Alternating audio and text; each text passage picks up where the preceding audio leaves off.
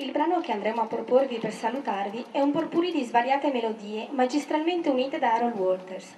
In questo pezzo saremo accompagnati anche dalle nostre ragazze, le quali sono particolarmente affezionate a questo numero, dove, nonostante le difficoltà tecniche non siano notevoli, la parola chiave è movimento. Lasciamo a voi il giudizio. Il complesso bandistico Vincenzo Bellini, diretto dal maestro Paolo Riva, e le sue majorette sono lieti di presentarvi Instant Concert.